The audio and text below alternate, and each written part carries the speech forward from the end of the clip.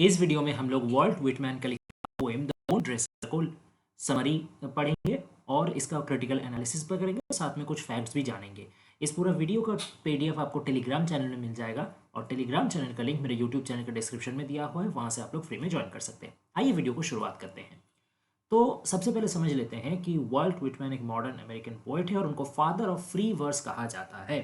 तो wound dresser ये poem भी फ्री वर्स में लिखा गया है। Free verse in the sense जहाँ पे कोई पर्टिकुलर रिदम या राइम पैटर्न यूज नहीं होगा, ठीक है, दैट इज फ्री वर्स। तो ये पूरा पोएम भी फ्री वर्स में लिखा गया है। ये टोटल 4 स्टैंजास का पोएम है और इसमें उनका पर्सनल एक्सपीरियंस का बेसिस में ये लिखा गया है। अमेरिकन सिविल वॉर में उन्होंने एक वॉर नर्स का काम किया था। War nurse in the sense कि जितने भी सोल्जर्स जख्मी हो जाते हैं उनका सेवा करने के लिए, उनका ट्रीटमेंट बैंडेज वगैरह करने के लिए एक को अपॉइंट किया जाता है। तो उस पोस्ट में वॉल्टमैन खुद अपॉइंटेड थे, इसलिए वो फर्स्ट हैंड एक्सपीरियंस उनको मिला है वॉर का, बैटल फील्ड का, कि युद्ध कितना खतरनाक होता है, युद्ध कितना खून खराबा वाला चीज़ होता है, इसमें कितना ज़्यादा जान और माल का लॉस होता है। तो उस एक्सपीरियंस से उन्होंने ये वुंड ड्रेसर लिखा हुआ है। बेसिकली आप टाइटल देख के ही समझ पा रहे हैं कि ये एक ऐसा व्यक्ति का कहानी है जो जख्मों पे ड्रेसिंग करता है, यानी जख्मों पे मलहम पट्टी करता है, उसको ठीक करता है, ट्रीटमेंट करता है, ऐसा एक व्यक्ति। ठीक है, अब आइए इसका समरी को हम लोग जानते हैं और मूल की डिटेल्स को फोकस करते हुए चलेंगे ताकि पोएम का क्रिटिकल एनालिसिस भी हम लोग को समझ में आए। ओके, तो जैसे मैंने ऑलरेडी बता दिया कि अमेरिकन सिविल वॉर पे ये बेस्ड करके है। तो उस दौरान एक जो ओल्ड मैन यानी कि द वुंड ड्रेसर जो था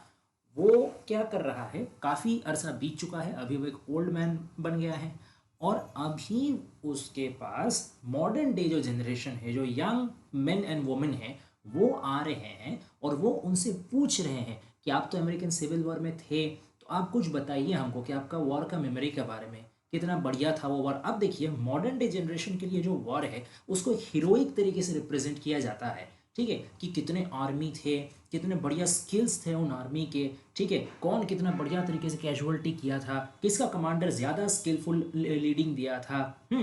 ये सब चीज़ किसने कितना वीरता दिखाई, ये सब चीज़ को वो लोग ज़्यादा तवज्जो देते हैं। लेकिन एक वॉर कितना ज़्यादा डैमेज करता है वो उनका दिमाग में नहीं है, तो इसलिए वो लोग जाहिर सा बात है कि यहीं के बारे पूछ रहे हैं कि कौन किसने कितना वीरता दिखाई, कुछ बताइए, आप तो थे वहाँ पे, अपना कहानी कुछ सुनाइए। तब ओल्ड मैन बताता है कि देखो मुझे ज़्यादा कुछ याद तो नहीं है, बस इतना ही याद है कि चारों तरफ धूल उड़ रहे थे, ठीक है, सब कोई एकदम स्वेट से भरपूर हो गया था, फिर चिल्ला रहा था, ठीक है, और एक दूसरे के खिलाफ आक्रमण कर रहा था, अटैक कर रहा था, और फिर एक ऐसे ही खून खराबा चलता रहा, अटैकिंग होता रहा और कुछ दिन बाद एक पार्टी हार स्वीकार कर लिया और एक पार्टी ने विक्ट्री हासिल कर ली। अब इसमें जॉय का ज़्यादा मोमेंट कुछ था नहीं, इसमें बहुत कुछ सेलिब्रेशन का ज़्यादा मोमेंट था नहीं, क्योंकि एक बैटल, एक वॉर हमेशा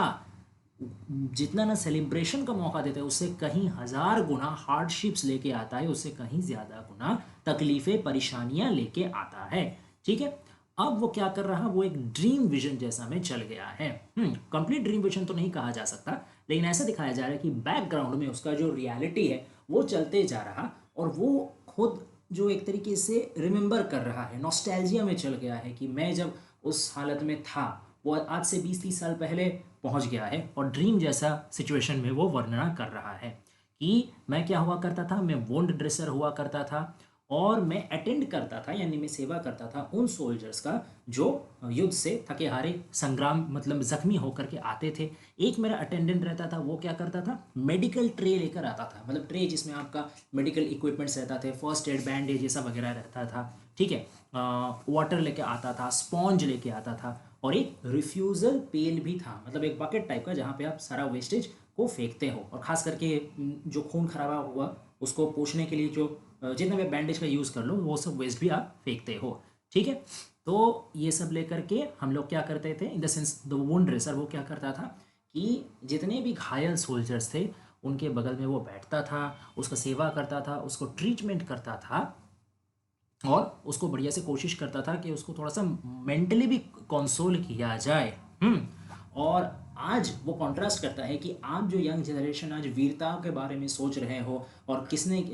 कितना ज़्यादा आदमी मारा, किसका स्किल ज़्यादा था, ये सब बारे सोच रहे हो, मेरा अभी दिमाग में बस यही आता है कि या तो मैं जी जितने घायल सोल्जर है उसके बगल में बैठ के उनको आराम दूँ, या फिर चुपचाप से ये जो मौत का तमाशा चल रहा उसको देखो। अब वो एक डिस्क्रिप्शन दे रहा है, बैटलफील्ड से सीधा म्यूटिलेटेड आदमी आ रहा है। म्यूटिलेटेड में यानी जिसका कोई अंग, कोई लिम्ब कट गया है या बुरी तरीके से डैमेज हो गया है, वैसे आदमी डायरेक्ट आ रहे हैं मेडिकल कैंप में और पूरा रास्ता भर ब्लड चूते चूते आ रहा है, पूरा खून से सना हुआ जा रहा है पूरा रास्ता। ठीक है, अब उनमें से कैसे कैसे वुंड्स है, किसी का बॉडी का एक पूरा साइड में गहरा जख्म है, गहरा घाव हो गया है, किसी के शोल्डर में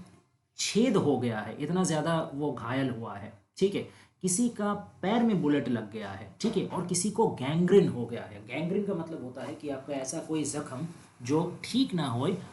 लेकिन बढ़ते बढ़ते पूरा बॉडी को इन्फेक्शन करके फिर आपको मार दे। गैंग्रीन का एक ही अंत है, दैट इज़ मौत, और कोई अंत नहीं है। तो इन सब डिफरेंट डिफरेंट टाइप के जो जख्म झेले हुए सोल्जर्स आते हैं, उनका चेहरा देख के ही लगता है कि इनमें और जीने का कोई भी इच्छा नहीं बचा हुआ। इन लोगों का जो हाथ है वो तो एक्टिव नहीं रहता, ऑब्वियसली बिकॉज ऑफ देयर जख्म, बिकॉज ऑफ देयर वुंड, लेकिन इन लोगों का जो दिल है इसमें इमोशन तब भी ताज़ा रहता है। ये एक चीज़ का हिंट करता है कि वो भी हम लोग जैसे आम आदमी हैं, वो लोग, हम लोग का मन में जैसे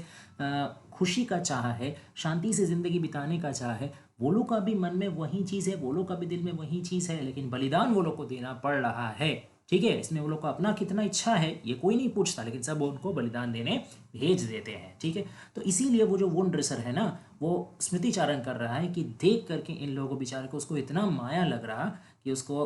एक पल के लिए मन कर रहा कि काश मैं अगर इन लोगों की जगह होता और इन लोगों की जगह पे मेरा मौत हो जाता और इन लोगों को मैं एक ज़िंदगी दे सकता था। अब इसका वजह से वो क्या कर रहा है, इतना पिटी उसको आगे, इसलिए वो एम्पथाइज कर रहा है, वो बहुत ज़्यादा केयर के साथ उसको ट्रीट कर रहा है। और अगर किसी को एम्प्यूटेट भी करने का दरकार पड़ा, एम्प्यूटेट मतलब क्लिनिकली ऑपरेशन करके अगर कोई डैमेज हुआ ऑर्गन काट के हटा देते हो, ठीक है, उसका एम्प्यूटेशन कहते हैं, तो वो ब्लाइंड फोल्ड कर देगा पहले सोल्जर को जिसका एम्पुटेशन करना है। मान लीजिए हाथ या पैर काट के बात देना है, उसका पहले आंख में पट्टी बांध दिया जा रहा, फिर बहुत प्यार से केयर से काम किया जा रहा ताकि उसको वो जो ब्लड क्लॉट वो निकाल रहा है या क्लैंप निकाल रहा है वो सब उसको नहीं दिखे। मतलब एक तो वो लोग ऐसे इतने डिस्ट्रेस्ड है, तो और उनको डिस्ट्रेस ना किया जाए, जितना संभव केयर, जितना संभव कंसिडरेशन दिखाया जा सकता है। अब वो एक चीज़ और क्या करते थे कि ये लोग का फिजिकल वुंड तो है ही, प्लस जो ये लोग का मेंटल वुंड है वो भी ये वुंड ड्रेसर कोशिश करता था कि उसको भी थोड़ा सा अगर सुधार किया जाए, उसमें भी कुछ अगर इम्प्रूवमेंट किया जाए। वो क्या करता था कि जब इन लोगों का ट्रीटमेंट करना हो जाता था, इन लोग को बहुत प्यार से वो आलिंगन करता था, हग करता था, किस करता था, ताकि उन लोगों को लगे कि नहीं, इन बैटल फील्ड में सिर्फ दुश्मन नहीं है, सिर्फ इंसानियत का मौत नहीं है, अभी भी कोई एक बंदा भी तो ऐसा है जो जिसमें इंसानियत बचा हुआ है, जो एक फेलो ह्यूमन बीइंग को प्यार करता है, जो एक फेलो ह्यूमन बीइंग की तरफ सहायता का हाथ बढ़ा देता है। और इसमें सिर्फ ऐसे नहीं कि मिडिल एजेड या ओल्ड मैन थे, बहुत ज़्यादा एक्सेप्शनली यंग मैन भी थे जिनका मतलब मौत होने का कोई बात था ही नहीं, जो आज खुद का भी जान जोखिम में डाल रहे और दूसरों को भी,